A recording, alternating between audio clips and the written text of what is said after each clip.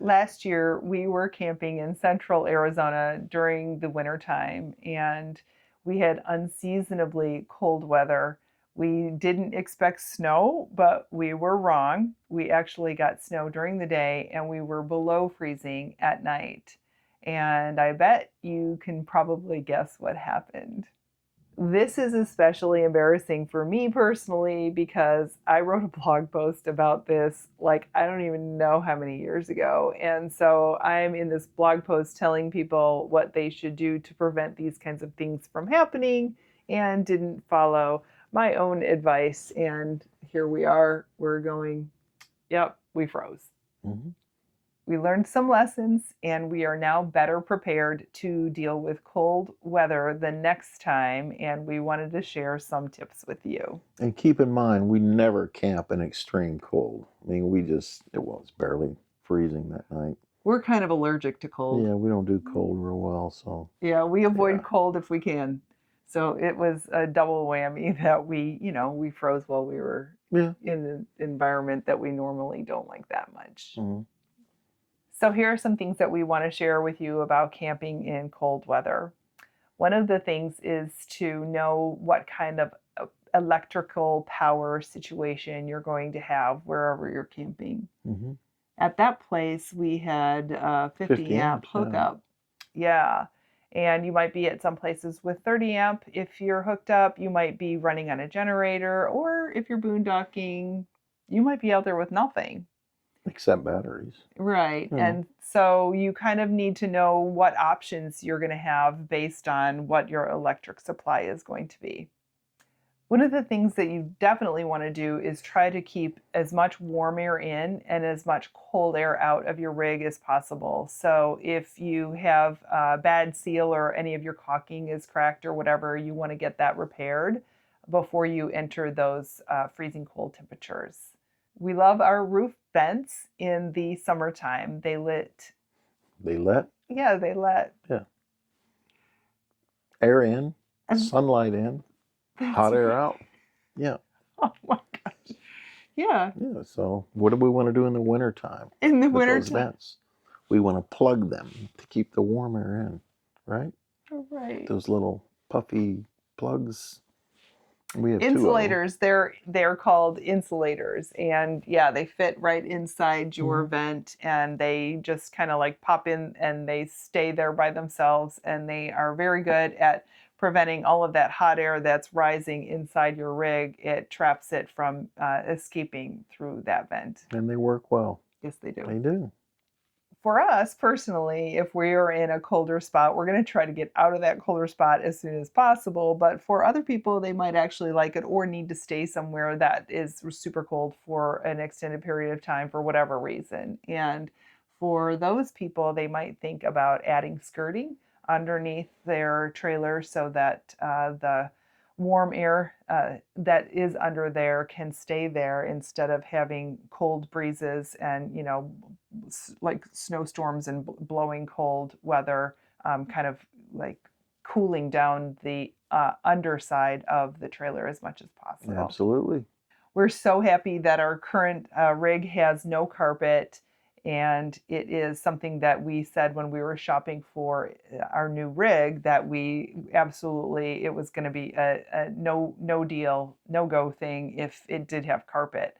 The flip side of that is when the weather is cold and the floor gets cold, there's kind of nothing between you and that cold floor. So it's less cozy. It's less cozy. Yeah, a little bit. Yeah, so throwing down some rugs is a good way to try to keep a little bit of buffer between your feet and the cold floor. Mm-hmm. The other way to keep your body warm when you are inside your rig is to make sure that you dress warm and to use heaters.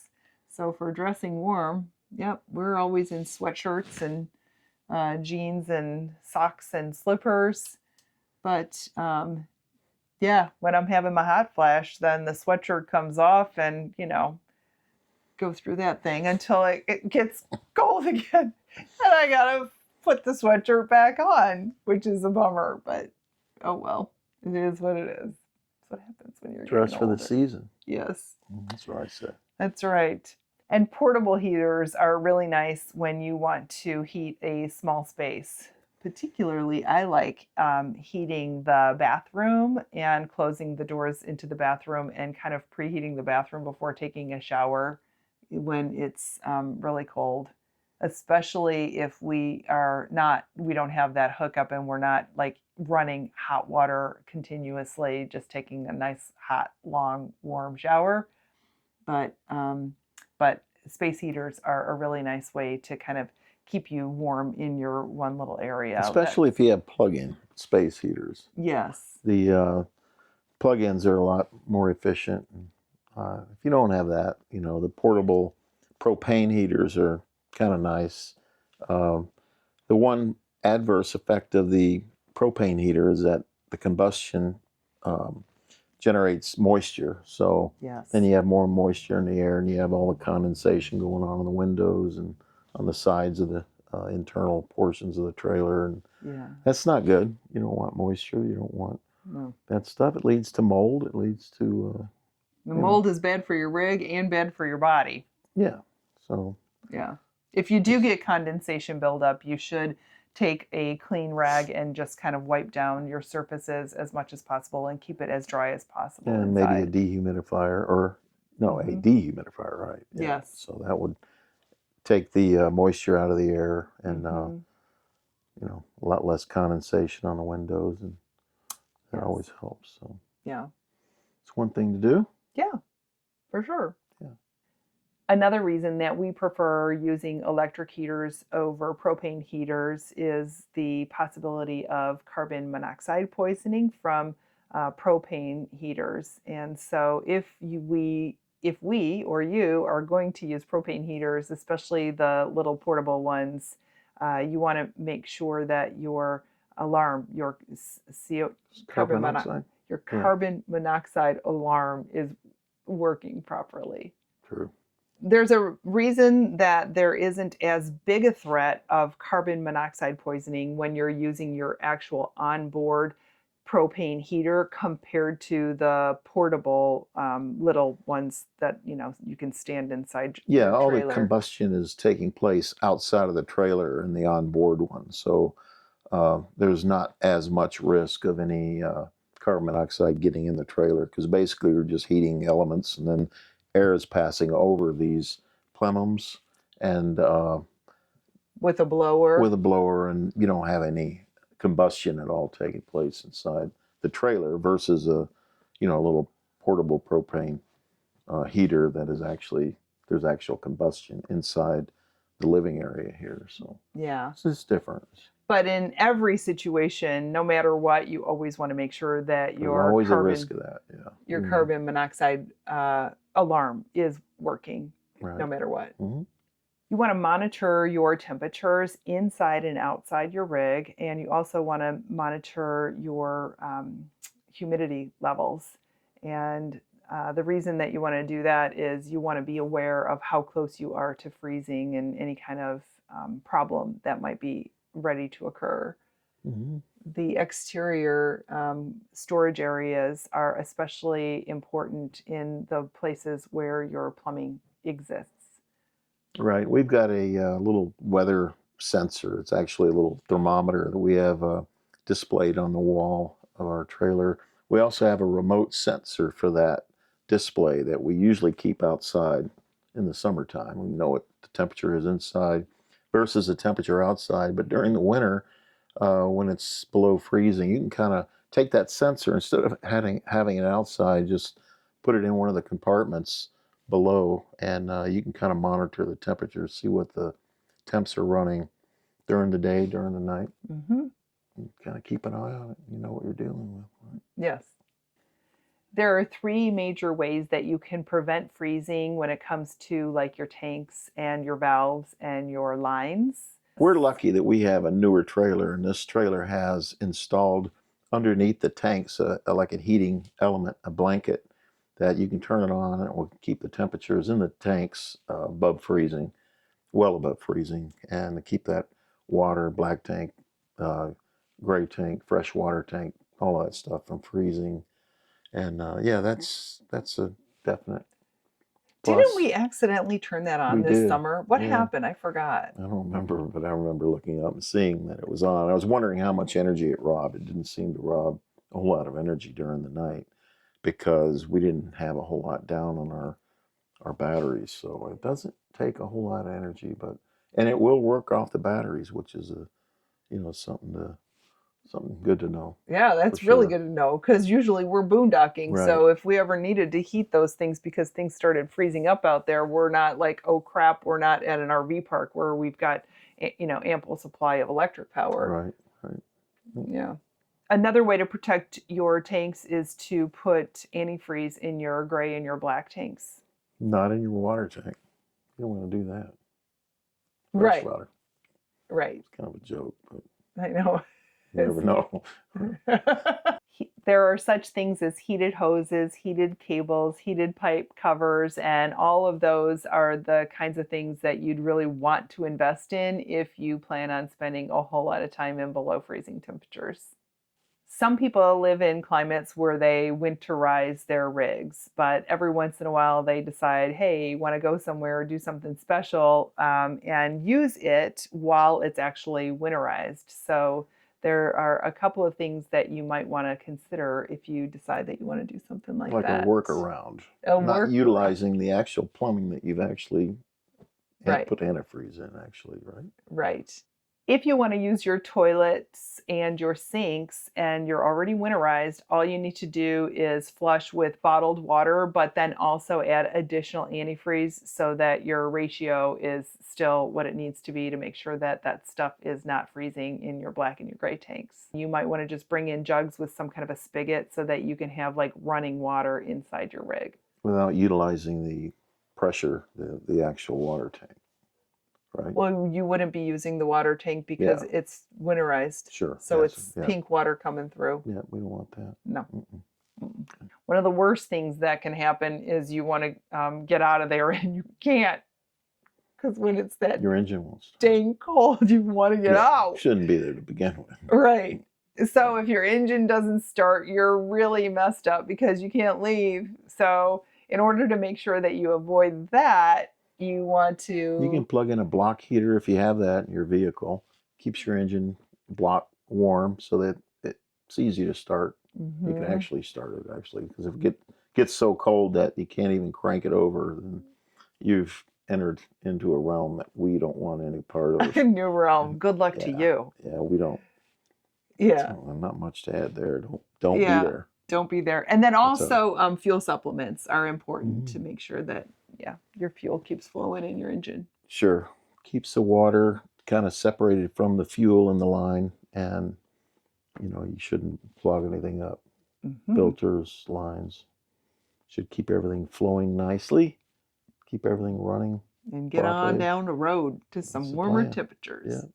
It's also pretty uncomfortable when you're sleeping in really cold temperatures. So obviously you've got your heaters and that kind of thing running, but don't forget that heat rises and that it's easier to keep your body warm when you're sleeping if you're heating it from below and not just covering it with a bunch of covers on top. So wool blankets below you are a really good idea, and so are things like electric mattress pads if you've got enough power to keep that kind of thing running. Electric blankets on top too. Yeah, that's always helpful. Works. Kind of be like you're in a toaster. Right. I like that idea. Yeah. Whenever you're dealing with cold weather situations, you want to keep an eye out on the weather forecast. So if there is a winter storm that's going to be rolling through, you might want to get out of Dodge early if it's close to, your departure date, or you might want to try to stay and hunker down and live through it. But you definitely don't want to be traveling during And don't make a bad situation worse. If you're cold and you want to get out of there, the last thing you want to do is get on the roads when they're bad, because you don't want to find yourself in a situation where now you're off to the side of the road, or you get in a crash, or you just find, bad travel type situation. Very dangerous. Hunker down, stay where you are, wait for the weather to clear. It's the nature of a storm to pass. Yes. That's what you have to remember. Yes. Hang out, drink a few hot toddies, hit the road when the weather allows. That's what I Absolutely. say. So back to our frozen water hose. What we ended up doing was Pete said, "Hey, I Very simple actually I fix. think Very I simple think I was fix. doing dishes when I figured out that all of a sudden we didn't have water." Yeah. So I was we basically just reverted from city water with the frozen hose outside, no flow.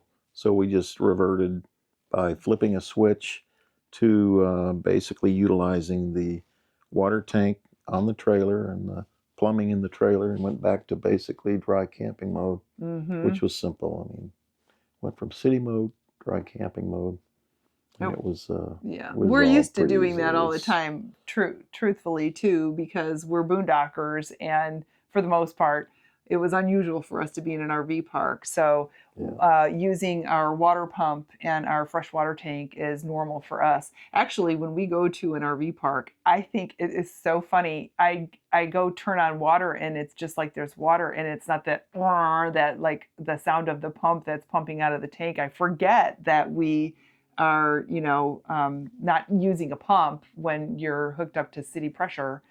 so So you want to make sure you have a lot of water in your tank too. You yeah, don't want to cut yourself, short. So, and it's the water in the tank.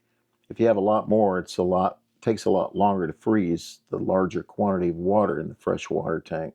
So the more you have in there, the longer it's going to take for that to freeze, and um, so you keep it know, full if you keep it. can. Yeah, I'd say keep Oh, it full. yeah. Yeah, so what people normally do, we were lucky in our situation that we didn't have 24-hour below freezing temperatures. So we were cold during the day, but it was above freezing. And so we were able to let the hose thaw out. Mm-hmm. And once it did, we disconnected that and so that it didn't freeze again. And then when we wanted to fill up our onboard freshwater tank, we would just connect the hose, fill it up, and then disconnect it right away. So we didn't run into that same problem. So did we end up using the pump for the rest of the trip, or what did we do? I forgot. Yeah, Okay. yeah, we did that for the rest of the trip. Yeah, Yeah, that's a smart thing. Probably never should have used the city water anyway. Could have avoided that whole thing. right. Be But you know proactive what? next When time. you are in an RV park and you are connected to city water and It is nice sewer, to have higher pressure to take a shower, for and sure. it's nice to take a 20-minute shower Right. instead of a True. spit 5-minute shower. Yeah. But anyway. Mm-hmm. Anyway, so if you're running into problems where you've got cold and freezing temperatures that you're dealing with, it might be because you're deciding to go somewhere cool, a destination, or maybe visit family around Christmas time. And if that's the case, make sure that you check out our Vlogmas series. We're doing an entire series leading up to Christmas, which is all about preparing RV style for an RV Christmas. And we've got a link in the description below for the entire playlist. And until then, we'll see you tomorrow. See you next time. Yeah. Bye bye.